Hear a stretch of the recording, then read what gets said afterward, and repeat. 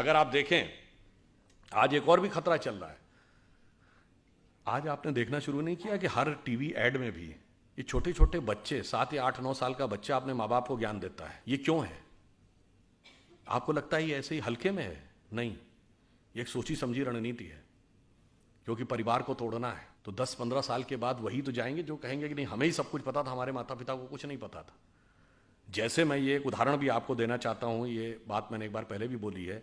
अभी हरनाज संधू को मिला है मिस वर्ल्ड का पुरस्कार, वरना इससे पहले 1994 से 2003 के बीच में ढेर सारी भारतीय लड़कियों को मिस वर्ल्ड, मिस यूनिवर्स मिला, उसके बाद गायब हो गया। यानी सुंदर लड़कियां ना 1994 से पहले पैदा होती थी, ना 2003 के बाद। ये आपको लॉजिकल लगती है बात?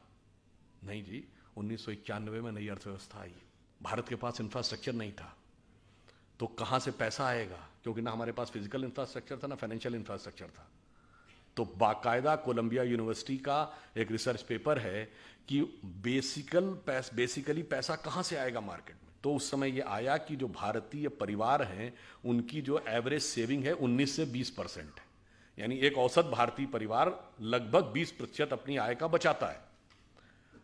अब वो उसमें से अगर हम 10% निकाल के मार्केट में ले आए तो मार्केट में इनिशियल फ्लो ऑफ मनी आ जाएगा। अब ये रिसर्च किया गया कि वो बचत के लिए सबसे ज्यादा प्रेरित कौन करता है, तो उसमें कहा गया कि घर की महिला सबसे ज्यादा प्रेरित करती है कि पैसा बचा के रखो।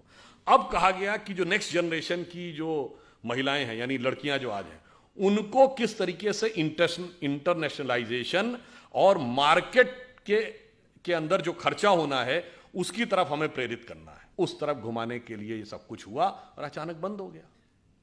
और विष कैसे आपके दिमाग में फैलता, मैं एक छोटी सी बात बता दे रहा हूं। जैसे हम सब कहते हैं कि एक अंग्रेजी का शब्द है everything is fair in love and war. इसका हिंदी क्या है?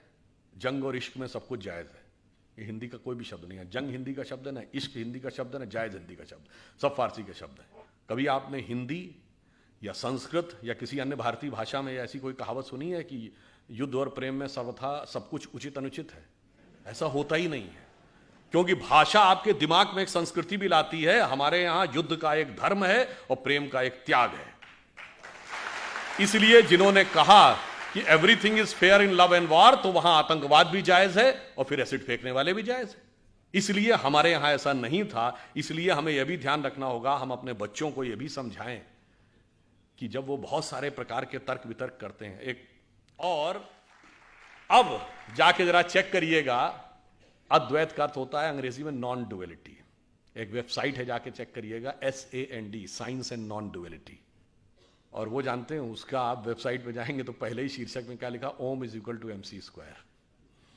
क्योंकि जब आप नॉन डुअलिटी में जाते हैं, अब यहां पे आइए, आइंस्टीन ने जो थ्योरी दी E is equal to MC², मतलब एनर्जी मास कन्वर्जन इक्वेशन, तो नॉन डुअलिटी में सिर्फ एनर्जी है।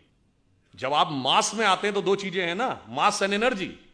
बट फाइनली मतलब 1900 से पहले सिर्फ law of conservation of mass था, यानी हम मानते थे एक मास दूसरे में चेंज होता है। अब law of conservation of energy है, एनर्जी दूसरे में एनर्जी होती है। और फिर मैं कहना चाहता हूं, मैं किसी दूसरे पे कमेंट नहीं कर रहा हूं, हमारा ही एकमात्र अंतिम संस्कार है जिसमें मास एनर्जी में कन्वर्ट होता है। बाकी जगह मास में कन्वर्ट होता है। तो आप ये समझ लीजिए कि कितनी वैज्ञानिक पद्धति हमारी किस प्रकार से रखी हुई है। तो ये सारा विष हमें अपने मन से निकालना है और स्वाभिमान के साथ आगे